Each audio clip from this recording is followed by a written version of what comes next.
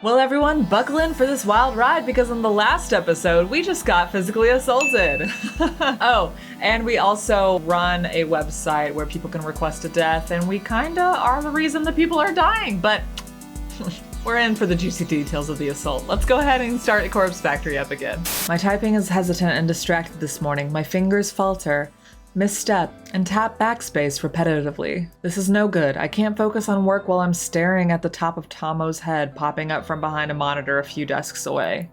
Even my work playlist isn't inspiring me to pulverize the keyboard today. Normally, a blast of pure volume and a shot of caffeine is enough to carry me to the greatest heights of productivity. I press a finger to my pursed lips, trying hard to regain my focus. I absentmindedly notice that I missed the edge of my top lip when applying lipstick this morning. Damn, I'm really out of sorts today. At least I managed to apply some extra blush to cover up the faint bruising on my face. I might have overdone it a little, but it's better than looking like I just stepped out of a boxing ring. Good morning, Noriko! Boy, have I got some neat news for you! I'm so absorbed in my own thoughts that I barely register what Shinya is standing in front of my desk. Noriko? Excuse me? Noriko? Are you in there? Huh? My eyes fixate on Shinya's goofy smile. I quickly remove my headphones. Fujikawa, Shinya, sorry. Hi. Are you okay? Yeah, I'm fine. Tired is all. Oh, I hear you. I was up late last night. Boy, I must have been up past 10. Just could not put down this new crime thriller I've been reading. Oh, yeah, right. I was up late reading too. Your horror novels, right? Don't they leave you feeling a little scared before you go to sleep? No, not really. It's all fiction, so it's pretty easy to distinguish from reality. Is that so? Wow, that's not like my book at all. The crimes in this story are all based on real cases. My jaw hits the floor every time I turn the page. Uh-huh, yeah. Anyway, let me tell you this. Your friend Sato can take a data entry opening starting from Monday. She doesn't even need to interview. That's how much the boss trusts me. I'm genuinely impressed with Shinya's ability to score Aoi a job. Say what you want about the guy, but the bigwigs obviously have faith in him. Wow, Shinya! I don't know what to say. Thank you. Thank you so much. Don't thank me yet. Sato is going to be worked to the bone. I hope she's prepared for it. Trust me, anything will be better than her current job. Really, thank you, Shinya. You came through for us here. Well, I'm just happy to help. Hey, Noriko, can I ask you something? Sure, shoot. Shoot! Oh, right. An expression. Shoot! Sorry, I just remembered this case in the novel I'm reading, where a police officer shoots at a perp only to... Hey, you, wanted to ask me something? Right. Are you friends with Watanabe? I blink a couple of times. Watanabe is the person who slapped me twice in the face yesterday and tried to punch me in the gut. Tomoe? You're on a first-name basis with her. Then you must be great friends. I mean, I wouldn't say... Listen, would you mind putting in a good word for me with her? I'm kind of interested in, taking her out sometime. But I could never ask her myself. I'm stunned. Gobsmacked. Speechless. Shinya likes Tomoe. I thought he likes me. Is my intuition wrong? I wonder if the clues have been in front of me this whole time. What else haven't I been seeing? Noriko? What do you say? Shinya, look. Honestly, I'm not really friends with Tomoe. I don't think I can help you. Oh, I see. That's a shame. I thought maybe you were close. Darn. I guess there's not much to be done, is there? Even after I helped you and Sato out and all. Okay, don't do that. Don't do that. Don't do that now. Is he seriously trying to guilt me? That's what I was thinking. I have to hand it to him. I didn't think he had it in him. Well, I suppose you can just tell Sato to start work on Monday morning. Jesus. I'll see you around the office then. Shinya leaves and I bury my face in my hands. Has this world gone mad all of a sudden? Shinya likes Tomoe, not me? It's not that I'm disappointed. Hell, I don't have feelings for this guy, but for him to be interested in someone vapid like her just blows my mind. One, it's not our business, honey. Two, I understand being a little butthurt after she physically assaulted you yesterday, but you weren't really caring about this guy until now. To add insult to literal injury, Tomoe assaulted me yesterday. She has a vicious, violent side to her that Shinya doesn't know about. He could be in real danger if he pursues her. I'm completely unable to process what I should do. Shinya scored Aoi a job, and I'm truly thankful. Do I feel like I owe him one? Should I ask Tomoe out for him or warn him about her? I need to clear my head. I decide to step away from my desk and visit the restroom. Though I've no need to use the restroom, I enter a stall and lock the door behind me. Sitting on the toilet's closed lid, I lean back and exhale. I'm getting too caught up in office drama. That's what the issue is. It's unlike me. I'm supposed to be stoic, unflinching. It's my ideology, my entire identity. My emotions are better locked away than stitched on my sleeve. I'm Corpse Girl, for crying out loud. My purpose is bigger than all of this. I'm destined for greatness. The day will come when people fear my name. Right? I shake the doubts from my mind and pat my cheeks. I'm doing all of this for the right reasons. I know I am. If I start doubting myself now, I'll never see my mission through. An unfamiliar jingle rings out through the restroom, echoing of the walls. Sounds like a phone alert, but where did it come from? It takes me a few seconds to realize I have my own phone in my hands and it's vibrating incessantly. I must have grabbed it subconsciously from my desk when I stood up. The screen lit up and a message reads, "One new article matches your custom filter. Dead body lol. Oh my god. Wait. What? The auto news feed I set up last night had actually located something? I hurriedly unlocked my screen and opened a certain app. The same app I was trawling through last night looking for obituaries.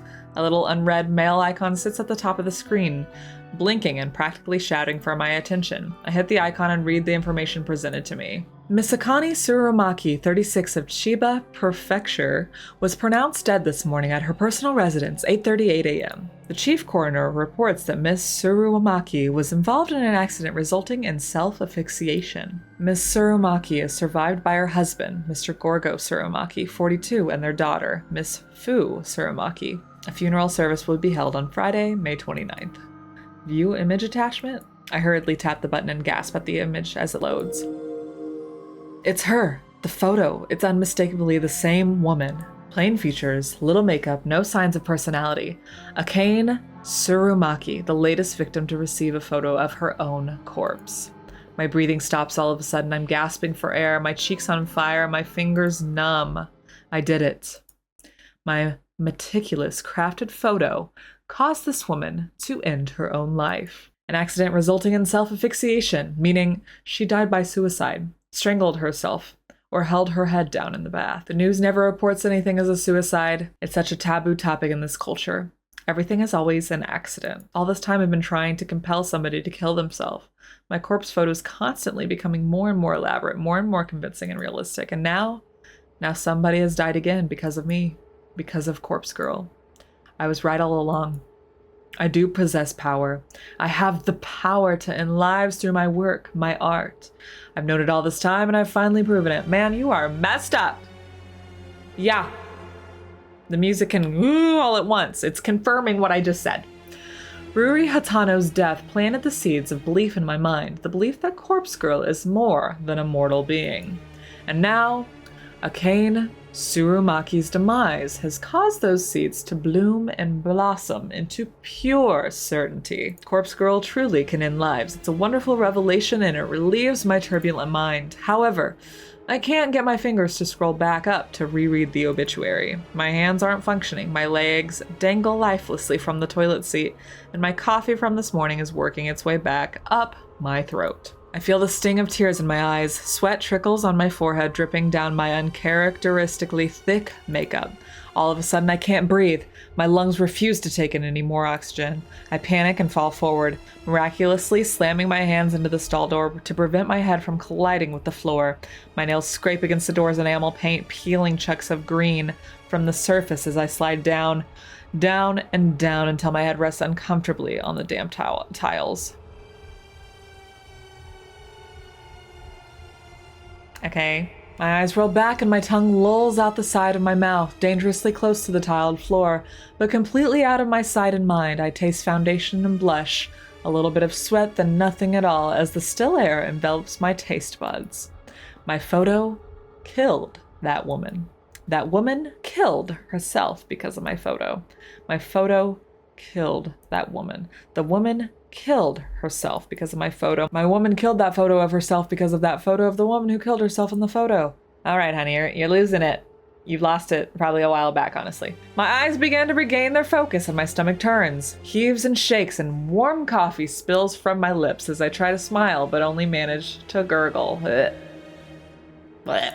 The gritty paint underneath my fingernails has rough texture that I don't like very much. I feel queasy and ecstatic at the same time. It's a horribly wonderful feeling that I could do without. So much for stoic, unflinching Noriko. Remember stoic, unflinching Noriko? This is her, writhing on the bathroom floor, her lungs working once more and her breath ragged and gasping, sucking in air like a mosquito sucks in blood.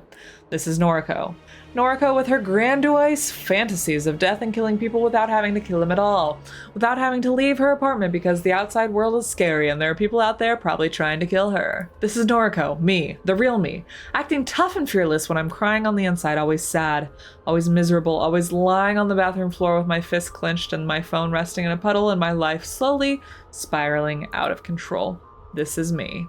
I did this. I killed that woman. She had a husband and a daughter, and some random person requested that I kill her, so I did. She probably didn't do anything wrong. She looked boring. She must have just rubbed somebody the wrong way. Maybe she didn't even know what she did, just like how I rubbed Tomoe the wrong way, and I don't even know what I did, but Tomoe slapped me twice, hard, and it hurt, and it must have hurt that woman too when she strangled herself and killed herself. I killed her. I directly killed her with my indirect actions. She's dead now, and I'm alive. I'm still here, lying on the bathroom floor on the 14th story of Shinjuku's Temujin office building, and I have paint underneath my fingernails, and Aoi is going to start work here on Monday. But I did it. I killed her. Finally, after countless months of pretense of false starts, of failures and disappointments, I killed somebody again. Corpse Girl strikes for the second time. And above all else, above this grime and muck on the floor and the tingling feeling underneath my fingernails, above all of that, this feels good. Woman! Woman! Ah! Blood has returned to my legs. The pins and needles have faded, and my toes quiver beneath my stockings and shoes. An electrical charge pulses down my thighs and dissipates through my feet. I manage to plant two hands firmly on the tiles and push myself up onto my wobbly knees. I suck in air and breathe all of it back out almost all at once. I feel dizzy, and a bizarre warmth is welling up inside my stomach and chest. I manage to steady myself enough to sit back on the top of the toilet seat with my feet planted firmly on the ground and my hands resting on my lap. I try to regain my sense of self. I might have lost my composure a little bit upon reading the news, but who could blame me? Everything I've worked for over the last year is finally starting to pay off. My second victim is dead. With this, Corpse Girl's popularity is sure to rise. More and more people will issue requests through my website. More and more people will receive corpse photos, and more people will... She killed herself. She killed herself. Oh, how I wish I could see the real body, if only I could see her mangled corpse drenched in sweat and finally at peace. I notice my phone is wedged between my wet fingers. I must have subconsciously scooped it up from the pool of muck on the floor. I tried to ignore the sticky texture clinging to the screen. Gross, you're in a restroom. Gross. My fingers no longer numb. I scroll up and reread the obituary article. Surumaki, 36, was pronounced dead this morning. Dead. Pronounced dead. My breathing staggers once again. My jaw gently lowers. Involved in an accident. Hot steam clouds my face, resulting in self-asphyxiation. I salivate and unconsciously a trickle of moisture creeping down my chin and dropping on my lap. My cheeks are flushed, my vision slightly blurred. She killed herself. Because of me. I let out a gasp as my hips rise against my will, my toes curl, my legs stiffen, my skin tingles. I lean back against the cistern, the cold porcelain penetrating the thin fabric of my clothes and chilling my burning hot skin. My eyelids flutter as my mind hazes over. I can't control my body any longer, all the anticipation of the last few days, the tension building in my muscles. I can't. My legs tense up, my knees buckle, my neck tilts back. A whispered gasp slips softly between my lips. My phone falls to the ground once more as my fingers slowly uncurl. The dull tink sound as it hits the floor is the last thing on my foggy mind registers before I drift away. There's more going on here than we know. You look like horse shit. Thanks, honey. Appreciate that. Tomoe's brazen drawl snaps me out of my dead-eyed stare. Looks like you've been sleeping in the sewer. It suits you. I don't know what she's talking about. I can't really focus on what she's saying. I realize I've been staring at my computer screen for about 20 minutes, rarely blinking. My mouth is dry as though I've stopped producing saliva altogether.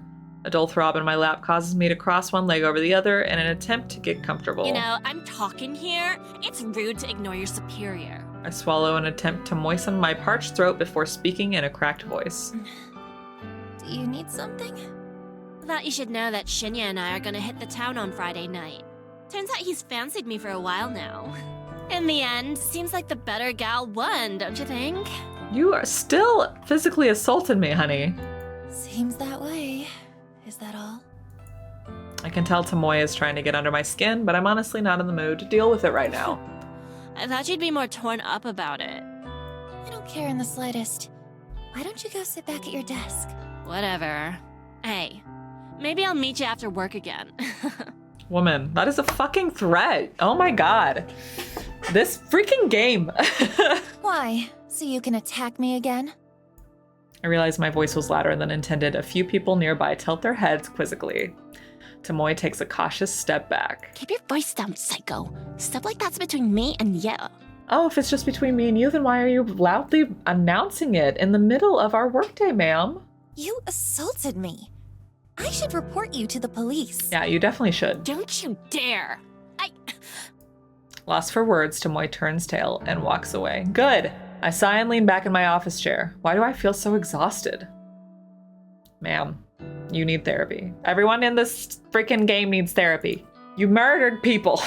You made people want to murder themselves. My mind flickers, piecing together fragments of memory from the bathroom a short while ago. That's right, I let myself get carried away in the exhilaration of my success. I temporarily stepped away from my own body and let my basest instincts take over, but I'm in control now. I'm myself again. I'm Noriko, stoic and unflinching. I'm Corpse Girl, successful and feared. I can kill people as easily as I can manipulate a photo. People like Tomoe should be scared of me. People like Tomoe shouldn't mess with me. I'm in control now. Climbing the steps to my apartment is always such a chore. I wish I'd moved into a building with an elevator, but I simply couldn't afford to when I first moved out on my own last year. These old apartment buildings creak and groan when you ascend the stairs. On top of that, you can hear the bustling of other people within their tiny homes as you progress up each floor. There's always a slight whiff of mold or mildew whenever I ascend the stairs. I want to chalk it up to the fact that the building is so old, but it is impossible. Some of the residents here don't keep their apartment very clean. At the very least, this neighborhood is decent. I feel safe in my home, even if it is small and cramped. And my neighbors are respectful, from what I can tell, not that I really know them at all. In fact, the only neighbors I have regular contact with are the very same ones I leech Wi-Fi from. Some middle-aged divorced guy named Kenji, who lives on the floor below me, and his daughter, Momo. Kenji's a decent enough guy. He works overnight, which unfortunately means Momo is left home alone a lot in the evenings. Momo is a sweet girl, perhaps 6 or 7 years old. Occasionally I hear her singing drift up into my apartment, but it doesn't bother me too much. She's just a kid. It's the very same Kenji and Momo that I bump into when I'm climbing the stairs this evening. Oh, good evening. Hello. We're just on our way to get some dinner. Isn't that right, Momo?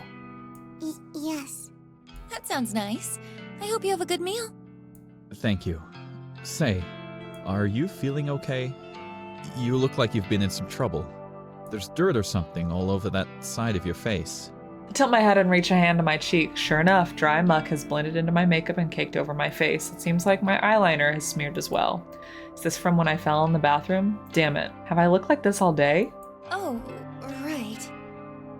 I try to make up some lies so Kenji doesn't worry about me. I actually fell asleep on the train home, and I guess the seats were kind of dirty. Is that so? You should wash your face and do your makeup again. I can help if you like. I can't help but smile slightly at Momo's generous offer. Thank you, Momo. I'll be sure to wash up and make myself look nice again. You should go have dinner with your dad. The girl nods resolutely. Well, I hope you're okay at any rate. Have you been working hard at the bank? Oh, actually, I just work at the head office for the bank, so... Oh, that's right. Sorry. Data something, right? Yeah, data entry. It's a bit dull, but I'm happy enough. That's good. That's very good. I know it's hard for kids like you to get good work in this economy. When you find a job like that, you really have to hold on to it. When I was your age, I could only find cleaning work. I must have had a dozen different janitorial jobs before I met Momo's mother. I blink a couple of times. It's not like I talk to this guy often. Really, we hardly know each other. Still, I've never heard him actually mention Momo's mother before. Most of the things I know about him I've just pieced together from context. Mom? Of course, things are different now. I have Momo, and her mother isn't around anymore. Cleaning work doesn't cut it these days. I was really lucky to get into security. It means I can work overnight while Momo sleeps, and I can still take her to school every day. Security. Of course, now I remember. He did mention when we first met what he does for a living. If memory serves, he works for a private security company. I assume he guards corporate offices or parking lots, something like that. Anyway, what was I saying? Oh, yeah. Hold on to a job if you like it. That's very important. Thank you. I'm happy at Temujin, so I plan to stay there. Very good. Oh, Momo was telling me earlier what she wants to do when she grows up. Weren't you, Momo? Dad? Come on now. Tell Naruko what you want to be. A scientist. Wow, a scientist. That's a great job. I'll be rooting for you, Momo. The girl blushes and hides behind her She's dad. inherited her mother's book smarts, I'm certain. She definitely didn't get her brain from me. Anyway, we're gonna get going. Enjoy your evening, Naruko. Thank you, you too. Bye-bye, Momo. Bye-bye.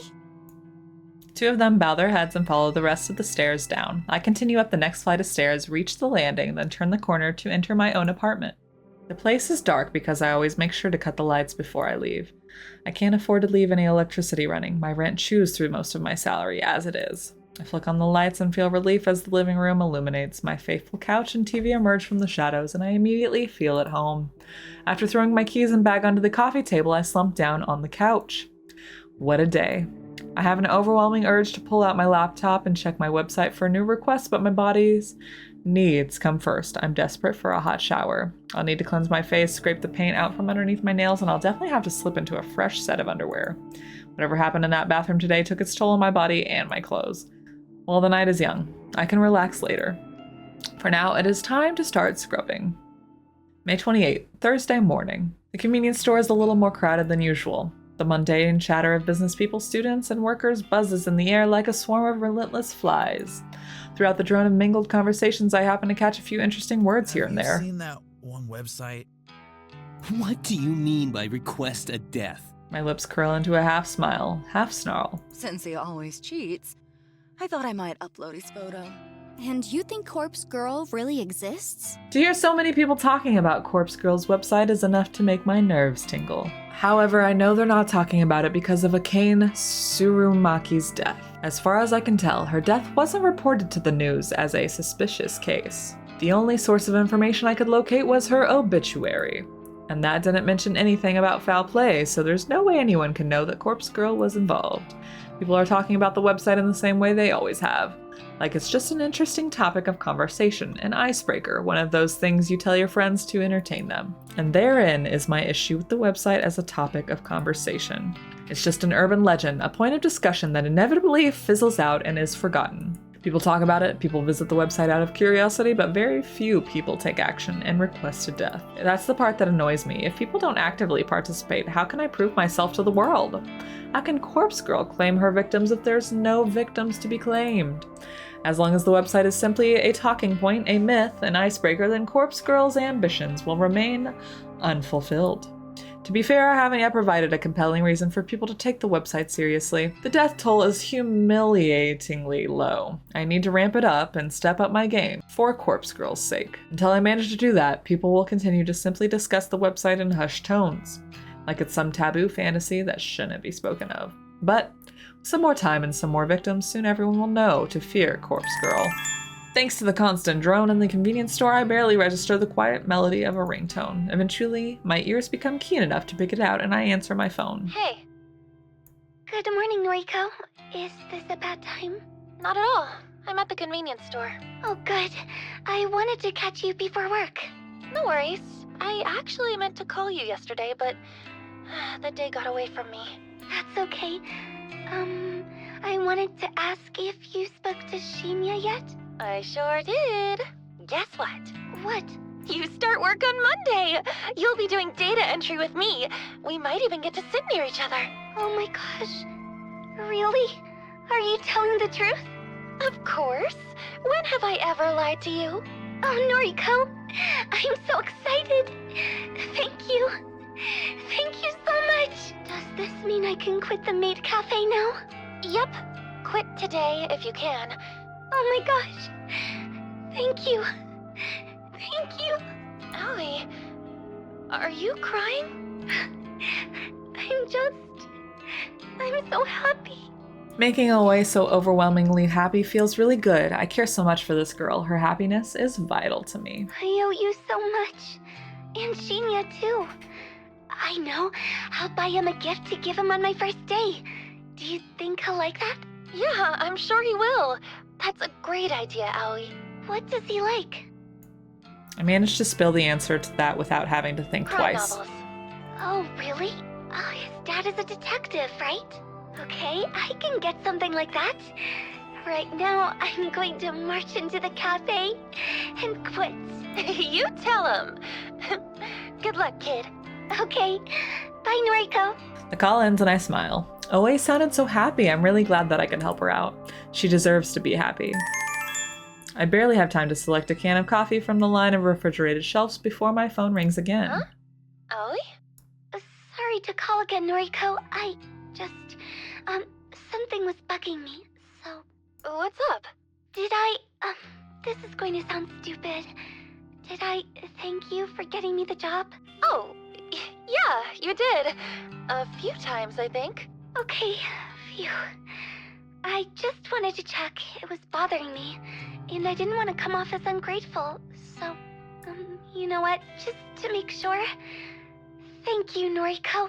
Okay, I'm going now, really. Bye-bye. Bye, Aoi. The call ends and my brow furrows. That was strange, but maybe not so strange for Aoi.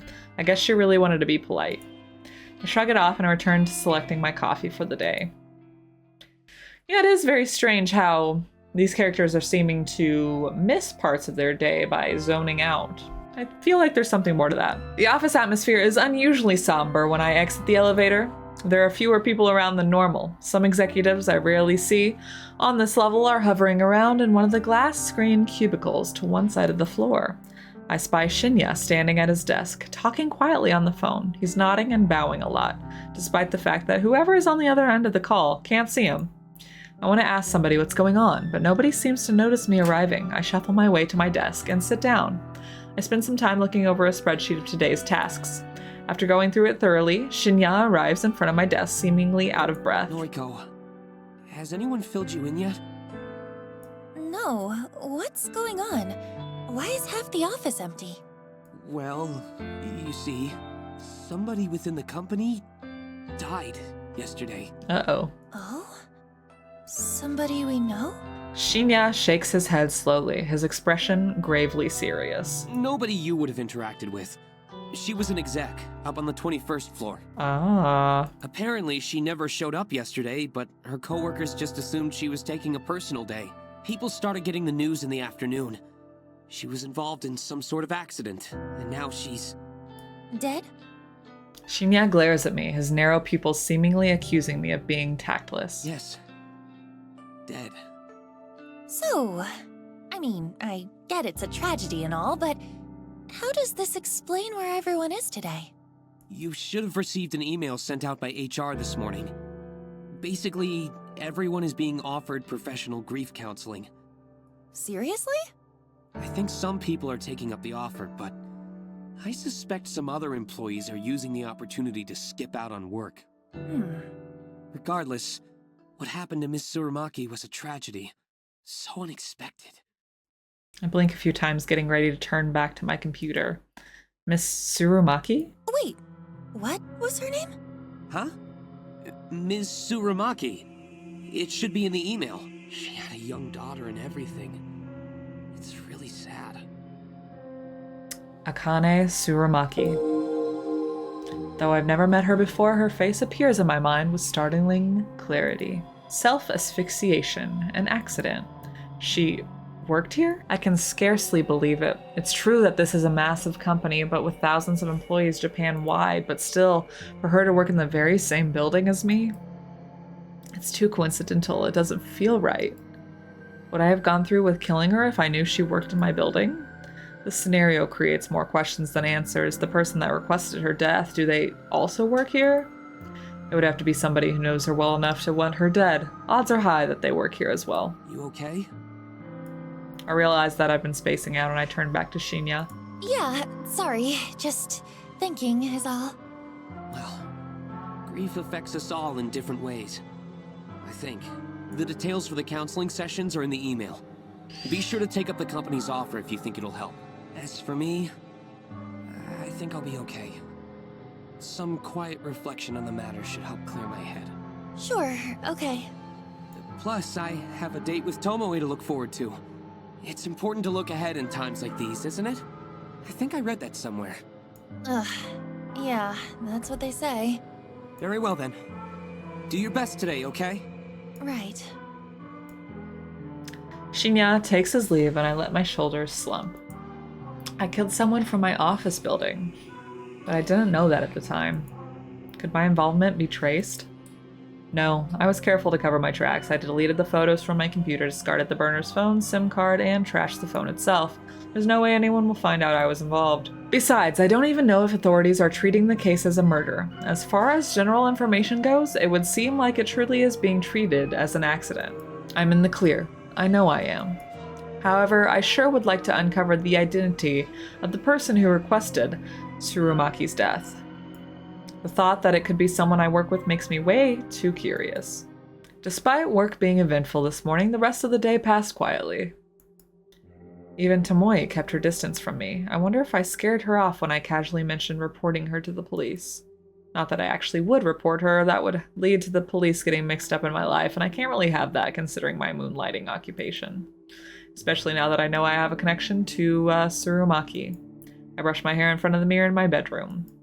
I remove my makeup and reveal the ever-so-faint bruise on my cheek, the fading token of my fight with Tomoe. Since tonight is rather cold, I decide to snuggle up under the covers in bed with my laptop. I crawl into bed and pull the plush blankets up over myself. The warmth and softness is immediately comforting, and I have to fight the urge not to fall asleep here now. To keep myself awake, I check the requests on my website. I'm pleasantly surprised to find there are 2 new requests. 2 in one day.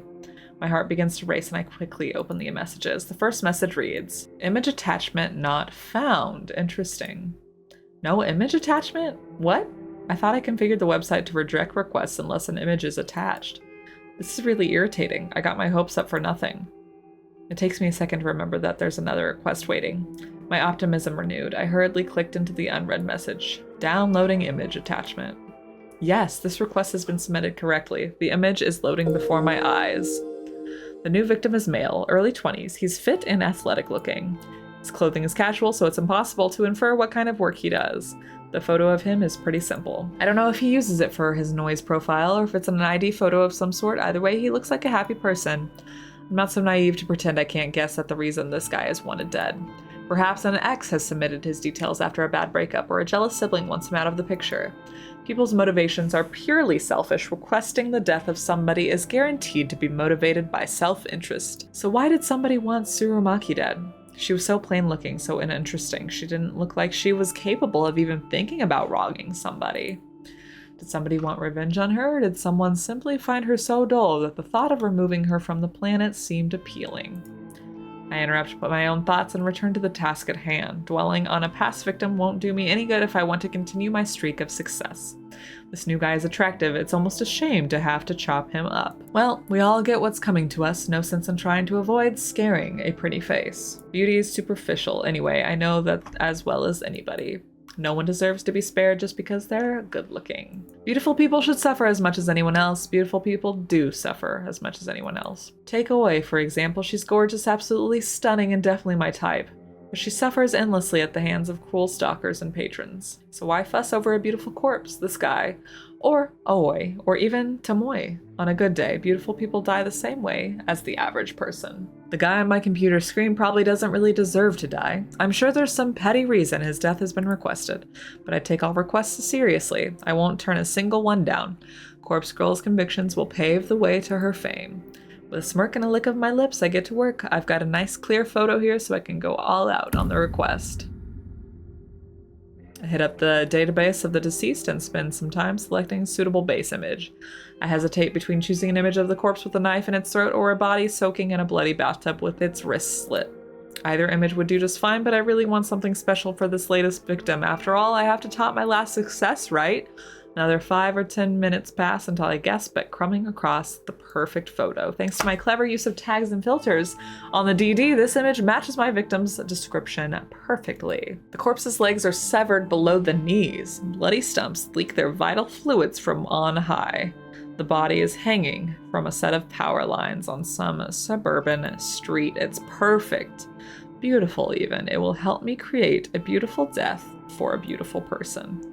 I kind of have to question the story behind this photo. I wonder if the police ever investigated and discovered what happened to this sucker. Well, regardless, this will serve my purpose. I download the highest resolution copy available and save it to my hard drive. My fingers trace along the computer's trackpad with practical movements, clicking, tapping, dragging at random intervals. The night carries on.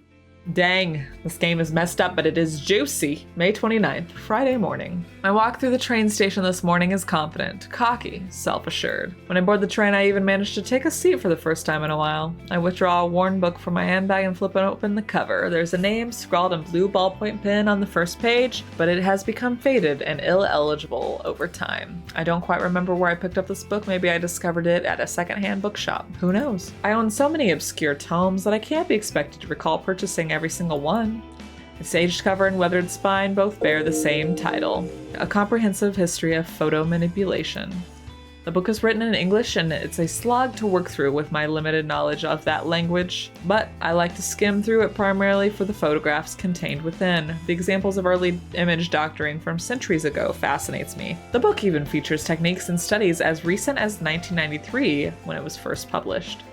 It's true that a lot of the techniques discussed within are no longer relevant in today's digital age. However, there's a hearty section dedicated to the art of manipulation corpse photos, something that I am indeed very, very interested in. The most intriguing aspect of this section's content is that the featured artists perform the opposite kind of work that I do. Instead of manipulating images of the living to make them appear dead, the artists in the book edit images of the dead in order to make them look alive once more. They did this by making the photos taken upon death look beautiful and full of life. These photos were gifted to the family and members' loved ones. The tradition makes sense. Imagine if you lost someone dear to you and you had no photographs of them. Wouldn't it be wonderful to receive one last memento, a beautiful image of the way you remember them? Instead of using makeup to beautify a corpse, these artists applied paintbrush and pen directly to a photograph to seemingly bring the deceased back to life. The impressive aspect of this process is the way they illustrated the corpse's eyes to look full of life. Even though it's a far cry from the work I do, I can't help but feel some sort of kinship with the artists discussed in this book. Surely we are cut from the same cloth, honey. Now, what do you mean? Browsing through the images in this book inspires me to work hard at my own photo editing. Many of the pictures are in black and white, but to me, that only drives home how impressive these old techniques were. I finished flipping through a chapter and closed the book. I hold the tattered tome close to my chest and breathe a sigh of satisfaction. The next station is Shinjuku. The doors on I quickly stuff the book into my handbag and get ready to disembark the train. I'm certain nobody is looking. I carefully open the lid of the large dumpster in front of me. The stench of rotten food and who knows what else assaults my senses, and I reflexively gag and splutter. The staff at the convenience store really need to seal their trash in plastic bags before tossing it in here. Ugh, this is disgusting. I have to stop doing this. Throwing away your burner phones and trying to murder people? Yeah, you do, honey. The raised open lid locks into place at a 485-degree angle, allowing my now free hands to retrieve a small black object from my handbag. It's a flip phone, a cheap plastic thing with a shiny charcoal finish. I open it up and tap on the retro tactile keys, confirming that I've completely deleted all sent messages and photos. Nodding to myself, satisfied that I've covered my tracks, I eject the battery from the back of the casing and toss it in the dumpster. I then snap the phone in half along the hinge, separating the screen from the keypad.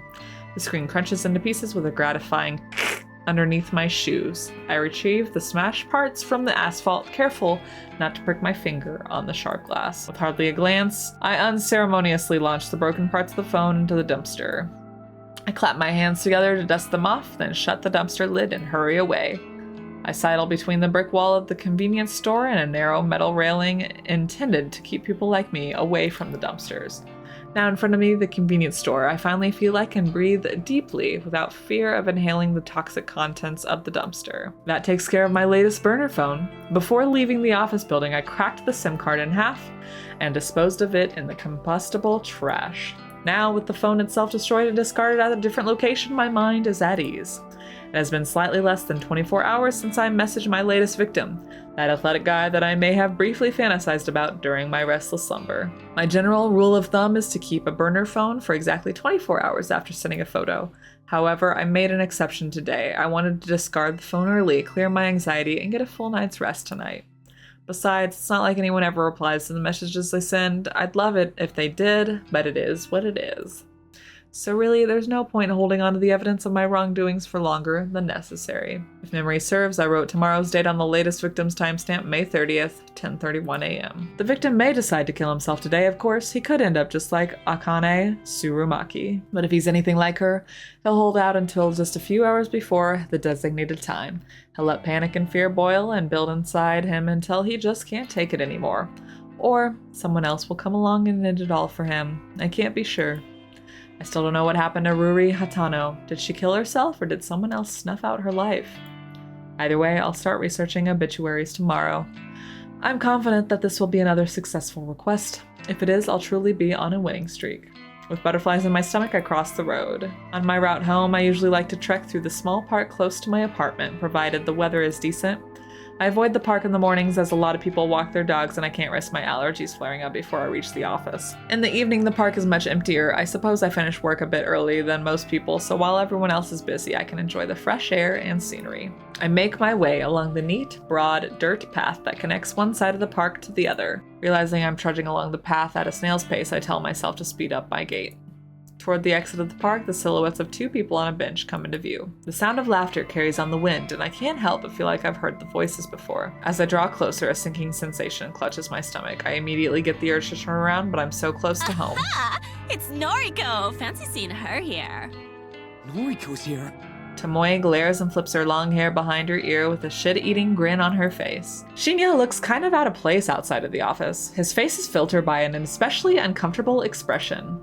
I start to wonder why these two are here, but then I recall that Tomoe did mention they were going on a date on Friday night. I suppose it's just my bad luck that I would run into them on the way home, though. What are they doing here? I have to assume that Tomoe came here on purpose just to spite me. On your way home? Uh-huh. How's your, date? We're having a blast. Right, Chen? Yes, of course. A great time. He sounds like he's having so much fun. I wonder if Tomoe has been dragging Shinya along against his will. Okay, well, I'll leave you to it. Hey, we're gonna grab some chicken. Why don't you come with us? No thanks. I can't think of any worse way to spend an evening than eating with Tomoe. Please come with us, Noriko. He's really not enjoying this, is he? Shinya has a dejected look on his face. It's pitiful. But he brought this date on himself. Why should I have to bail him out? Sorry, I've got things to do tonight. Are you sure you're not just avoiding eating? Afraid to gain a bit of fat? I honestly don't know what to say to that. Say, Shin, you ever seen Noriko eat anything? Oh my gosh. Well, now that you mention it, she never seems to eat at the office. Shinya, you shouldn't. I eat at home, if that's okay with you. It's not completely a lie. Sometimes I eat at home, sometimes I don't eat at all. Come on, come get some chicken with us. You can throw it back up or whatever afterwards if it makes you feel better. I don't like her. You're just rude. She's starting to get on my nerves. I swear she tries to identify my flaws and insecurities just so she can rub them in my face. Tomoe, you're not being very nice to Noriko. Aren't you two supposed to be friends? Buddy, I told you that we're not really close. We're besties. Besties talk shit to each other, right, Noriko? No, bitch. Right. Honey, no. Huh. Fascinating. No, Shinya. Anyway, I'm going now. See you on Monday. Okay, see you then. Buzzkill. She's such a drag. I let Tomoe's words hang in the air as I walk past her. I'm pretty annoyed that she's dragged Shinya all the way out here just to taunt me. Is this her idea of a good date? Does she care about Shinya at all, or is this whole thing just to annoy me? Tomoe dating Shinya doesn't even get under my skin. I don't have feelings for him at all. What does get on my nerves is simply the fact that Tomoe is trying so hard to get on my nerves. Of course, it wouldn't be fair if I could carry on my way home without one final interruption. Tomoe calls out to me again. Aoi's gonna start work with us on Monday, yeah? Oh, fun. I can't wait to meet a friend of Noriko's. I grimace. I suppose Shinya told her about that. I turn back to face them both. Don't even think about messing with Aoi. That girl has dealt with enough crap at her last job. Oh, has she? Maybe big, strong Noriko can protect her now. I'd do anything for her. She's my best friend. If you had any friends of your own, you'd understand what that feels like. Well, I got plenty of friends. And only some of them are sluts like you. Yeah. I'm going. I finally managed to disengage from the conversation, even with Tomoe's mocking laugh piercing the air. I exit the park, cross the road, and walk down the block leading to my apartment. Tomoe, I have to wonder if that girl exists solely to irritate me. I have to tell myself she's not worth my time. I can't let her taunts get to me. Grin and bear it, as they say. That's what stoic, unflinching Noriko would do. Running a hand through my hair, I smile and approach my apartment building. Spent all morning trying to unsuccessfully calm my nerves. I'm anxious about finding out whether my latest victim has perished. It's afternoon now, so the time written on his photo has passed. My work was successful. I should know soon enough. I've already set up an obituary news alert on my phone to keep me informed. Instead of sitting at home all day and waiting for my phone to go off, I decided to visit an old favorite hangout. Public libraries don't get the credit they deserve in this age. They're quiet, calm, soothing. I can sit here for hours for free and just get lost in different worlds. Plus, they always carry works by my favorite authors. Sometimes the librarians are even kind enough to recommend titles that might fit my tastes. I don't feel judged here. Nobody looks at me and mocks my clothing or my makeup. Nobody looks at me and asks if I've had enough to eat lately. Nobody makes fun of me, that lonely girl in the corner reading Lovecraft and calmly stroking her hair. Every so often I put my book aside and check my phone out of habit. Still no alerts. Have I miscalculated something? Did my latest photo not look convincing or damning enough to inspire suicide or murder? I find myself growing increasingly anxious and impatient. Cthulhu, huh? You a Lovecraft nerd? I blink twice and look up at the strange man standing over me. Huh?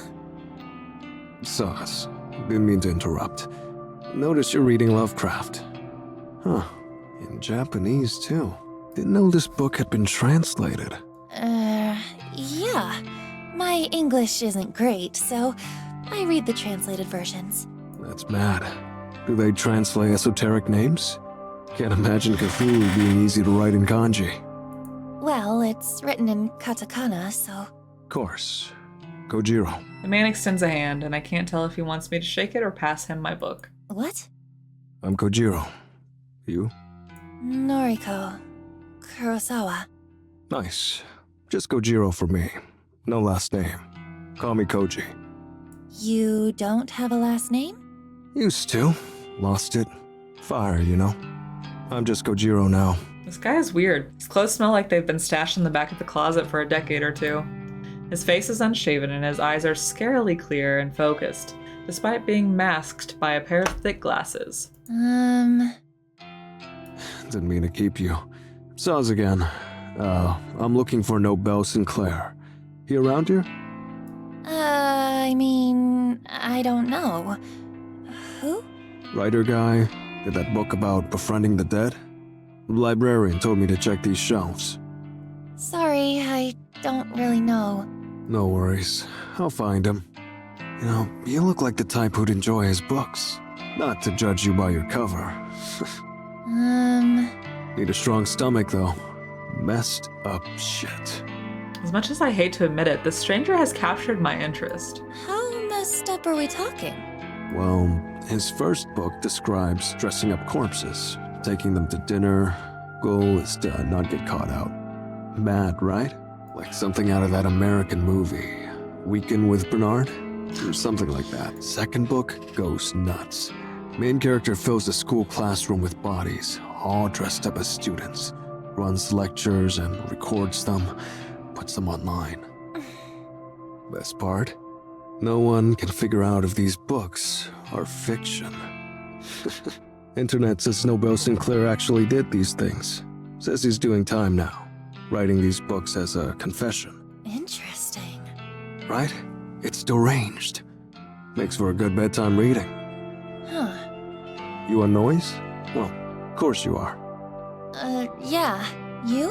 Yeah, at Koji Koji. Add me if you like. We can talk shop. I'm gonna find Nobel. Wish me luck. And without so much as a glance back at me, the man walks away. I try to return to my reading, but that whole conversation just replays back in my head. What a bizarre encounter. Maybe I'll just head home for today. Being here has helped me calm down, but I am still eagerly anticipating the fate of my victim. Besides, I have to admit that I am growing a little bit hungry. Maybe onigiri, a rice ball, from the convenience store will tide me over until tomorrow. I gather my things and stand up, letting out a little whew as I stretch my muscles. As I head toward the sliding doors to leave the library, a little alert sounds from my phone. My phone is in my hands in less than 2 seconds, the screen unlocked and the obituary page loading before my eyes. Article posted online today, 2:39. Mr. Aichi Hanada, 22 of Tokyo Prefecture, was pronounced dead this afternoon at a traffic intersection, 1202. Coroner's office reports that Mr. Hanada was involved in a traffic accident. No other casualties have been reported. Mr. Hanada is survived by his fiancée, who wishes to remain anonymous. A funeral service has not yet been arranged. View image attached? I quickly load the image attached and can't believe my eyes. The photo is the exact same one that was sent to me through Corpse Girl's website. There can be absolutely no doubt that this is my latest victim. I've done it again. My breathing starts to quicken, my cheeks begin to grow hot. I know from experience that if I don't get somewhere private and quickly, I may very well make a fool of myself in public. I quickly glance around the library for a sign pointing to a restroom, and as soon as my eyes settle on it, I dash toward it, swerving between bookshelves and through narrow aisles. There's one door for a unisex bathroom and an unremarkable beige portal. The muscles in my thighs are tightening, and I squirm as I reach for the door. My hand grasps the cool metal handle and press down, only to be met with immovable resistance. It's locked. There's a sign on the door I notice that I completely ignored in my haste. Closed for cleaning. Shit! I curse despite my best efforts to keep a low profile. My head turns frantically looking for anywhere that I can sit down and remain out of sight while my body reacts erratically to my latest success. You busted? This guy again. I need to use the restroom. I hope you can't tell that the expression on my face is not one of a desperation to use the facilities. To my surprise, Kojiro strides up to the restroom door and begins to slam his fist against it. Hey, cleaning time is over. Get out of there. I hear a panicked yelp from within. Kojiro's commanding voice was more than a little intimidating. Within seconds, a terrified old woman emerges. She wheels her cleaning trolley around us, bows quickly, and disappears from sight. All yours. About to hold it. Thanks. I dash past Kojiro. Unable to believe what is happening here, I slam the door behind me and slip into a cubicle. As soon as I sit atop the toilet's closed lid, my legs begin to shake uncontrollably and I have to lean backward to steady myself. Aichi Hanada is dead, killed in a traffic accident. That could mean anything, but I'm willing to bet that I caused his death. After seeing the photo of his dismembered corpse, he might have purposely crashed his car. Or perhaps someone else rammed his vehicle intent on murdering him on behalf of Corpse Girl. I still don't know how my power works. I don't know why these victims end up dead. The cause of death ultimately doesn't matter. What matters is that Corpse Girl is victorious once more. I find myself panting, squirming, struggling to straighten myself. My vision fogs, my knuckles clench, and with barely a fanfare, I began to cool down all of a sudden. Just like that, the overwhelming urge to explode simply flutters away. Huh? My breathing regulates, my legs solidify, and rest firmly on the ground. This experience wasn't nearly as staggering as last time. Maybe because I was so confident that this victim would die, my body already prepared itself for it? Have I already become desensitized to my ability to wield death itself? I won't pretend that I'm not disappointed. That exhilarating feeling I experienced last time, the complete and utter loss of control, it was addicting. I craved experiencing it again. Still, I need to remind myself of the most important thing. I fulfilled the request issued to Corpse Girl. That's 2 new victories in a row. 2 victories in a single week. As long as requests keep coming in, I can keep achieving my goals. I can do this. Full of confidence and feeling steady once more, I exit the cubicle and I leave the bathroom. That strange man, Kojiro, is waiting for me at the end of an aisle. You good? Yeah. Hey, thanks for... you know, I really needed the bathroom. Of course. Been there. Gotta go when you gotta go. Look what I found. Kojiro holds up a book with a plain black cover. Nobel Sinclair's latest. Dazed by the Dead. It's a ripper. Oh, what's that one about? Falling in love with the dead. Read it already last year. Time for another go. Oh, here. Kojiro hands another book to me. This one with a brown cover and an illustration on the front depicts a field of flowers. What's this? Sinclair's first ever published work. Strange Flower. Title's nonsense. This is the one where he puts corpses in suits, treats them to meals at fancy restaurants. Loaned it out under my name. You take it. Return it before the due date. Can't risk getting fined. Oh, well, thank you. I'll be sure to read it. Sure. Send me your thoughts and noise. Right. Be seeing you. A brief wave of his hand and he disappears behind the closest shelves. I can't really get over how peculiar he is, but he certainly is making an effort to be friendly. I turn the heavy book over in my hands and look inside the front cover for a publication date. 2009. It's actually not that old, definitely not as old as the fiction I normally consume. I shrug and hoist the bulky tome underneath my arm, then make for the library's exit. I feel uncommonly hungry on my way home, so much that I decided to stop by a restaurant and get some dinner. I wonder if killing stirs my appetite. I often pass this establishment when I exit the train station in Akihabara. It's an old venue that serves traditional Japanese food as well as popular Western dishes. To say that I've always been curious about eating here would be accurate. I've been working hard lately achieving my goals. I can afford to treat myself to a cooked meal, right? Why do I find it so hard to justify that? I'm even going to eat at a booth tonight, another rarity for me. A waitress guides me to an empty booth and I slide in before looking at the menu. The house specialty, according to the menu in my hands, is grilled eel. Not exactly my favorite. In fact, seafood of any variety doesn't sit well in my stomach. I decide to pass on the specials and order something I know I can digest. Omurice sounds good. I used to eat a lot as a kid. Omelet rice and ketchup. What's not to like? Plus, it's only 700 yen before tax. The waitress returns to take my order and I confidently point out what I'd like. She offers me a smile and hurries off to the next table.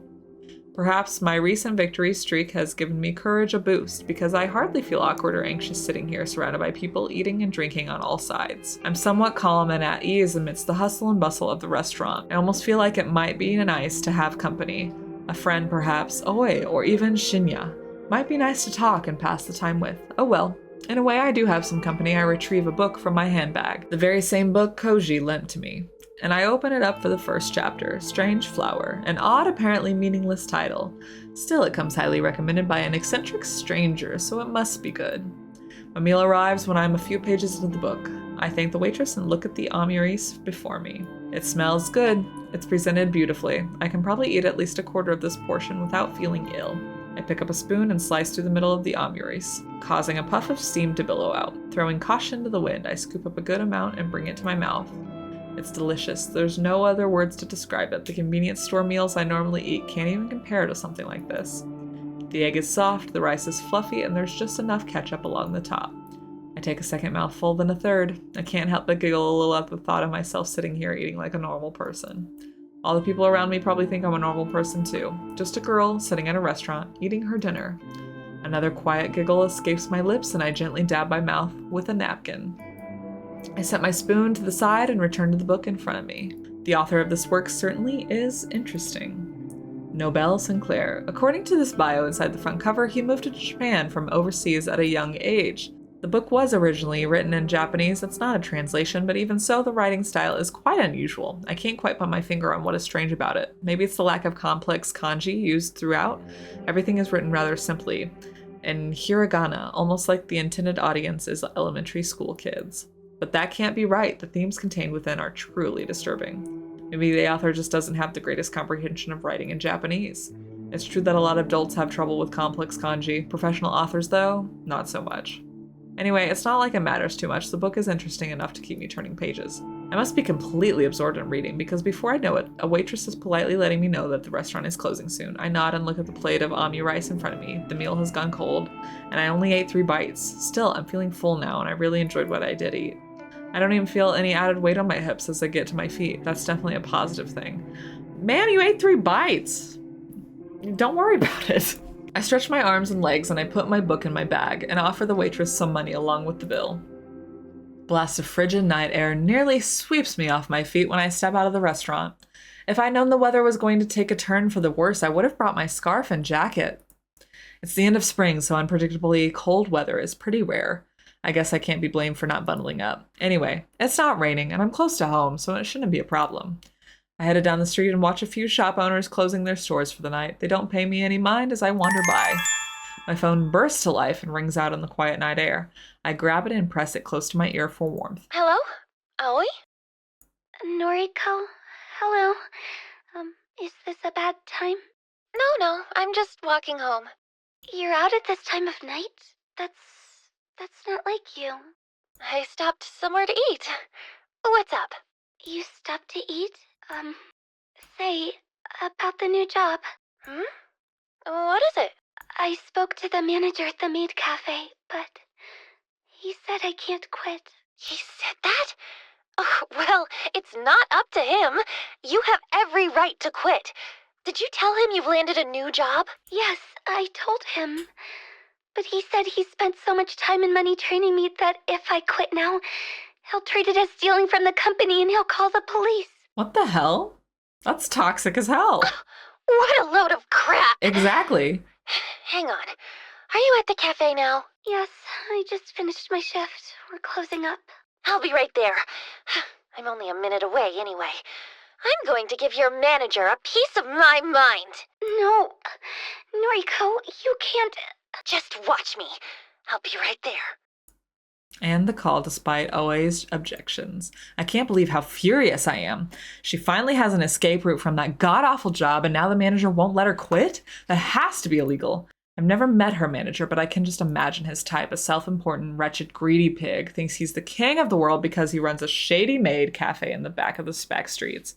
Well, I won't stand for it. People like him are the ones that should be reported to Corpse Girl's website. I'd love to target victims like that. I change direction and take up a running pace. The cool air against my face is kind of nice now that my body is warming up a little. Thankfully, there is hardly anyone around this time of night, so I don't feel particularly embarrassed by running in public. I'm not a terribly fit person, so it isn't long before I feel out of breath. I come to a stop at the end of the street, heaving and clutching my chest. Okay. I'm okay. Deep breaths.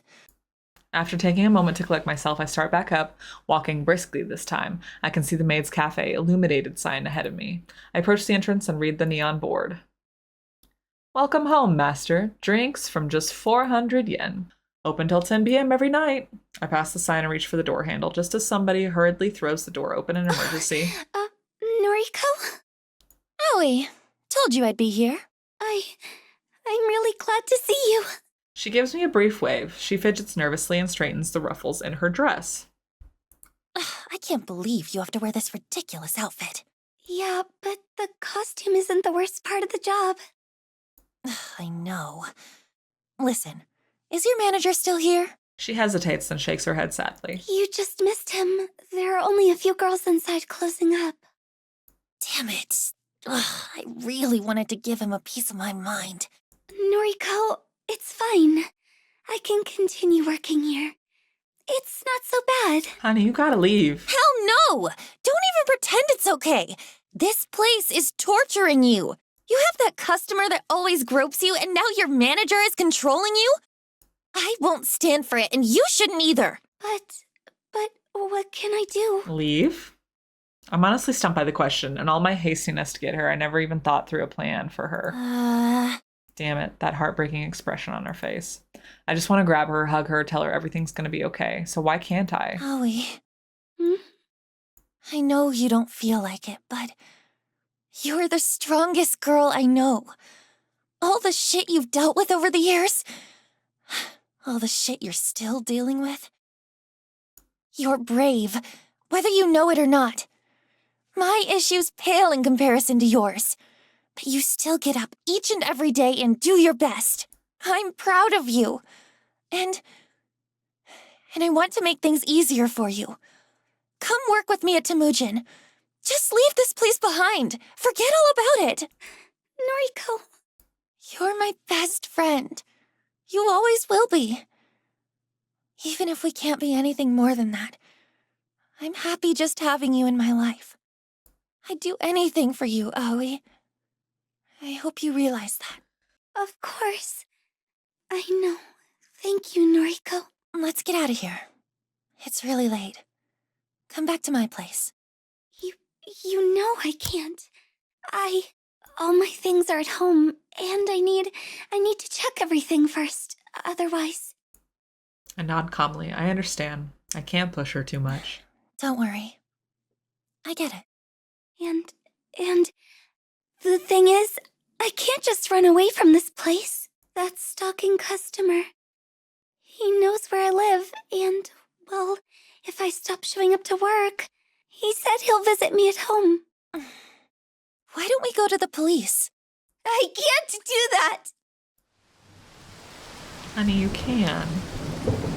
Without warning, she bursts into tears just as rain begins to spill from the clouds. I can't get him in trouble. I just can't. Aoi, what? What is he? Is he your manager? He's Oh. family. A gust of wind blows down the narrow street, causing my hair to whip wildly in my face. I brush it out of my eyes and mouth, only to see her standing still, her head down. Stalker. He's... family? I could never bring myself to tell you. But surely you must have wondered why I've put up with it for so long. I don't know what to say. I'm stunned. You're putting up with it because you don't want him arrested. Yes.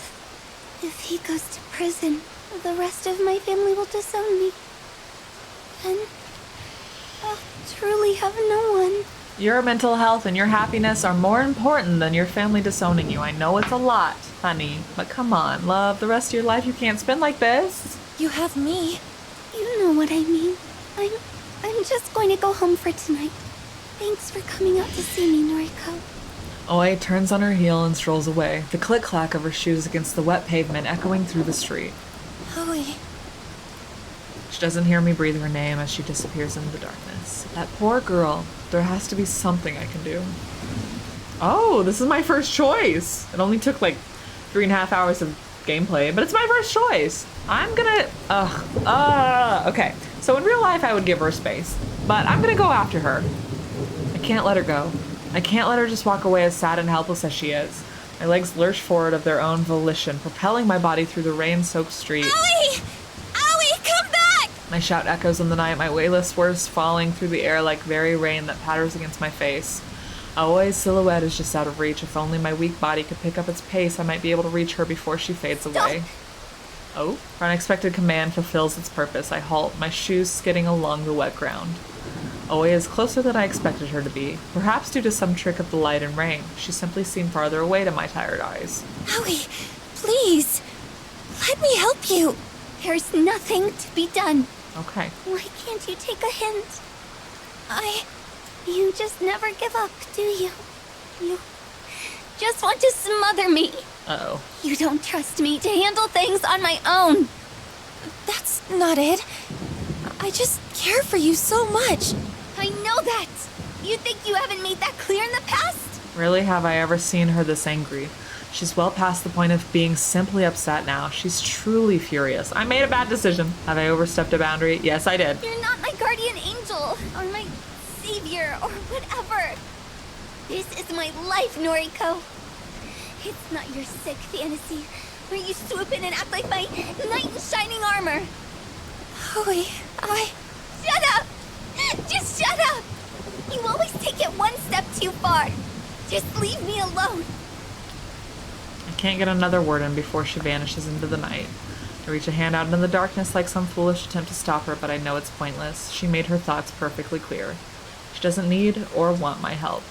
Even if she cares for me, she doesn't love me in the same way I love her, and I don't think she ever will. I sigh and look at the thick cloak of clouds above. The rain continues to fall. Alright everyone, with that we are going to end episode 2 here.